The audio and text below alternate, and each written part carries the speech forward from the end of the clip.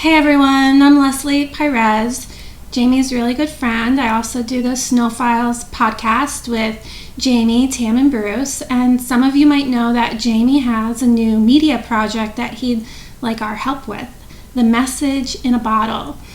You might remember that Jamie was on the Truth and Justice podcast last year, and he got Bob Ruff's attention by sending a message in a bottle. He had written him several times, but it was the message in a bottle that really got his attention. And we need your help because we want to send messages in a bottle to a TV producer, but we want to send many. So we'd like for you to join us and make some messages in a bottle with us and ship them out. We are hoping to get them all out by July 31st because there is a new podcast that is doing an episode on Jamie then. And we're going to have new listeners, new people in the community, and we'd really like for this to coincide with that release date. So this month we're hoping that you'll join us and get started making your bottle too. So in 2013, 60 Minutes did a piece on the 1970 Arizona hotel fires, and a teenager, Louis Taylor, was there. And when the hotel went on fire, he started helping knock on doors and get people out. But there were 28 people who died that night. Some of them jumped from their windows and others died in the fire. So the police and prosecutors really needed to solve the case, and they were corrupt. And they said Louis Taylor did it, that he was there with matches for no good reason, and he was black, so he must have done it. And he was actually convicted for 28 counts of murder and 28 consecutive life sentences. So the Arizona Justice Project represented him and got him a new trial. And an experienced fire investigator determined that they had used junk science to convict him, and that the cause of the fire is still undetermined to this day. And he was due for a retrial around the time his episode aired on 60 Minutes in 2013, but because he had already spent 42 years in jail and he was 58 years old, he just wanted to be free, so he took a deal instead of going back to trial.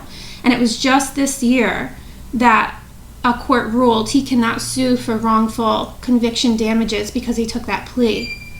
So the episode that 60 Minutes did on this case was awesome, and the correspondent grilled the prosecutor and asked her how could she keep someone in prison for 42 years when they're not even sure that an arson even occurred. So if the crime didn't occur, how could it then be murder?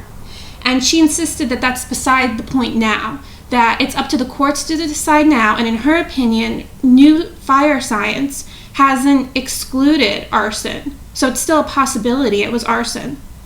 So a fire investigator responded to her and said, no, in this country, we don't convict people based on possibility. It's supposed to be beyond a reasonable doubt. So I'm sure that you can see that pattern in Jamie's case too. If you've been following it or just listening to the Snow Files podcast, you can see too how he was convicted on possibility and definitely not beyond a reasonable doubt. So the pair of producers who did this case together are now split up. So James Jacoby, right here, this guy, he went to Frontline, and at Frontline they have slogans like "Frontline investigates why," and "Who is accountable," and "We answer to nobody but you." So we really need that kind of authenticity in Jamie's case. And the other producer is Michael Karzis, and he's still at 60 Minutes right now. And he's been there for 20 years. He's done 52 episodes, and he's an award-winning producer. So we're really interested in him. And Jamie's calling me now. This is a prepaid collect call from Jamie. an inmate at Stateville Correctional Center. This call is subject to recording and monitoring. To accept charges, press 1. To repeat, Be aware, any attempt to add a third party to any call from Illinois DOC will result in inmate disciplinary action, and the involved end user's phone number will be globally blocked from future calls from all Illinois DOC facilities. thank you for using Securus, you may start the conversation now. Jello. Hey, I'm doing your video right Sure. now. Huh? I'm doing your video right now. You're on speakerphone.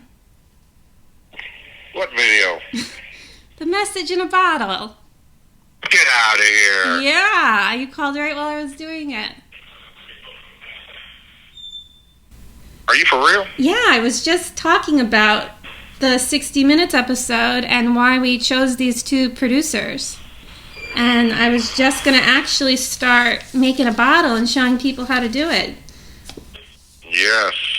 Can you So we're really talk going about to do that? this. Yeah, I think that you should start talking about it right now while I start making a bottle. Start talking about it. I'd rather tell everybody how wonderful I am. Wow. Go ahead. No, I'm just kidding. I'm just joking. All right. So we're really going to do this then. Yeah. I'm doing my demonstration Yeah. right now, so come on. Why do you want us to send these bottles out? And what does it mean Why to you? do I want them to? Yeah, and what does it mean to you?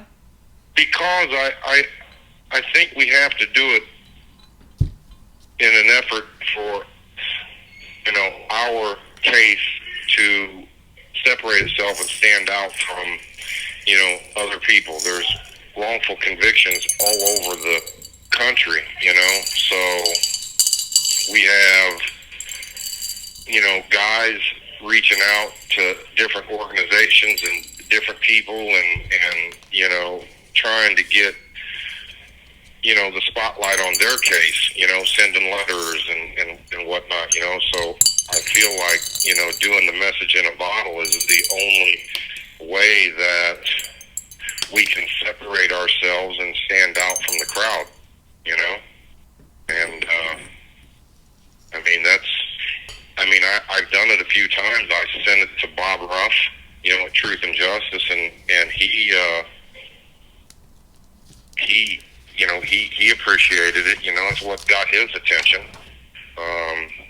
I sent one to a reporter at the Chicago Tribune, and it got his attention, and he did a story about it. So, I can't believe you're doing this right now. It's awesome. I am. I'm excited.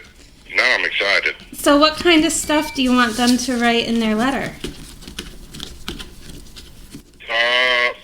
I think they should just, say, dear whoever you decide to send it to, my name is whatever it is. Just tell them something about yourself, whatever you do. If you're a housewife, if you're a truck driver, if you're whatever you are, whatever you do, tell them something about yourself, and just tell them how you came to, know about my case, and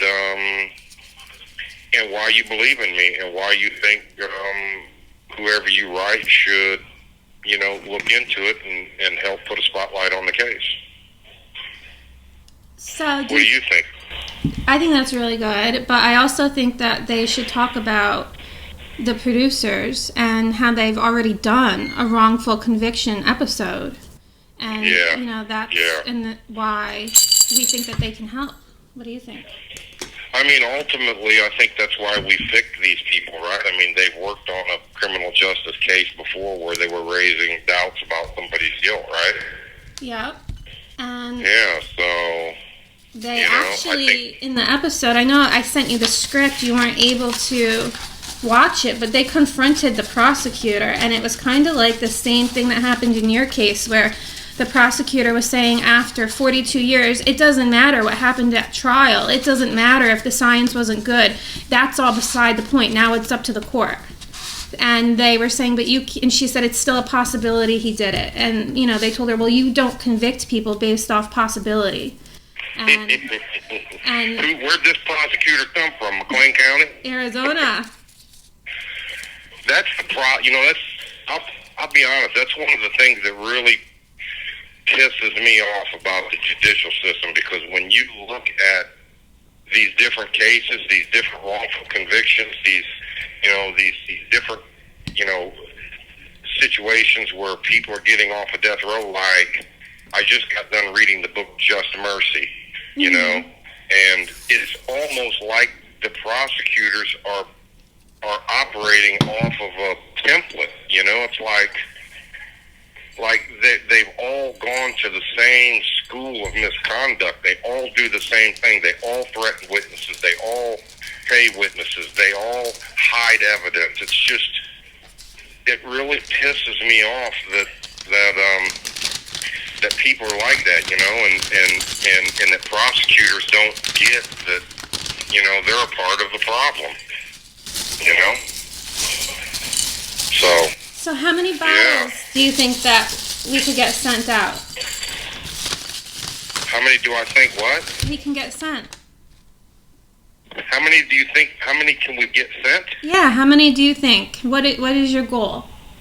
Oh, man. Because we want one to go to each of these people. So we're asking people to please, if you could make 2 and send out 1 to each, James and Michael. That would be really helpful to us.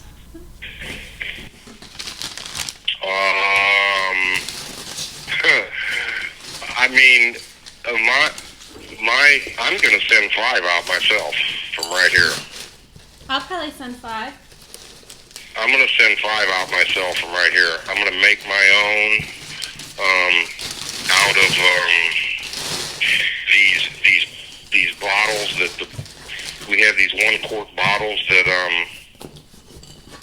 they're plastic bottles, and they're 1 quart apiece, and it's what, like soap and bleach and stuff comes in. Yeah. And so I'm gonna have this guy in here that does a lot of painting and stuff. You know, I'm gonna have him paint some schemes and just some stuff on the side of the bottles. You know, and so I'm gonna send 5 out myself. I'll probably send 4 out. I'll send 2 to each one. You know? So people can use any kind of bottle they want. Like, I got these really nice bottles at the dollar store, but you can use a wine bottle, a clear beer bottle, anything a mason jar, maybe, anything that you want. Yeah. Oh, I like you people from the South. Yeah. You can send in a mason jar. Yeah, we just really want it to be original and, you know, decorate it, have fun with it. But if you can't do it or you don't have time, I can do it for you. You can see I have all this stuff here, all these bottles, and all you need to do is just text me on Facebook your message, what you want your letter to say, and PayPal me the shipping, and I'll get it out for you under your address as if you did it yourself. So that's another way. We just want to make sure everybody can that's another way of doing it. That's definitely another way of doing it. I hope that people will be able to do it from where they're from, but, you know, that's our backup plan. So it costs $8.25 to send one of these at the post office, and if you have a stamps.com account, it's $7.64.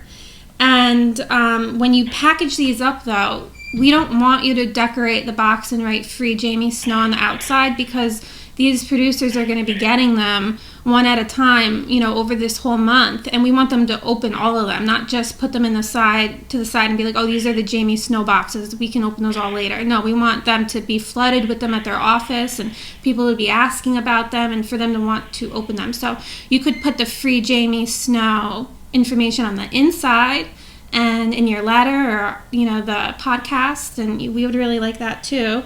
And then if you do it, definitely put it on Jamie's wall on Facebook, a picture or a video, so we can encourage other people to do it with us. And we are going to make a video compilation at the end, so your bottle will get in our video for that on his website. And we'll also send you a free wristband in the mail if you help us do it. And we hope you can get your family and your friends to want to do it too, because it's a good cause, and it's really and I think too, Lesley, that, you know, anybody who makes their bottles, you know, like you're making yours, you know, if you make a video of you making your bottles and you send it to us, we'll put it up on the website so everybody can see it. Yeah, on the actual on the actual website. This week we're, you know, hoping to get that page up, and we'll just have a page on your website devoted to that. We'll have all of this information on there, links to PayPal if you need help with your shipping. We'll have the addresses up there for James Jacoby at Frontline and Michael Karzis at 60 Minutes. And Jamie, how many do you think that we can get? How many would it be great if we had like 40 to go to each person? Would that be the goal? Yeah, I mean, if we could get 40 or 50 to go to each person, that would be unbelievable. Yeah. So I mean, I think that would be something that would get their attention, because I kind of feel like I could see in my mind, a picture, of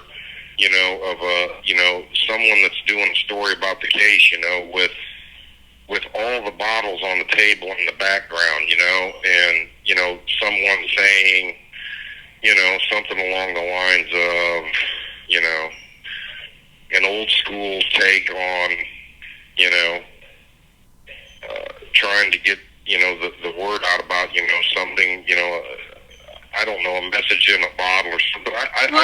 It's an SOS, message in a bottle. But also, did you just call yourself old school?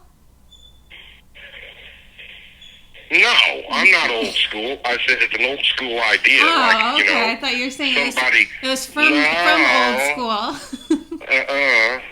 No, it's like, the modern take on an old school idea of, a shipwrecked sailor throwing a message in a bottle and, into the sea, hoping that somebody will find it and rescue him, and yeah, and and that's what I see. I see a table full of bottles in the background and someone saying, here's a modern twist on an old school idea, message in a bottle. Back Perfect. In 60 seconds. 60 minutes back in 60 seconds. So what's the name of the podcast that's doing an episode on you? Maggie's doing it July 31st. What's the name of it?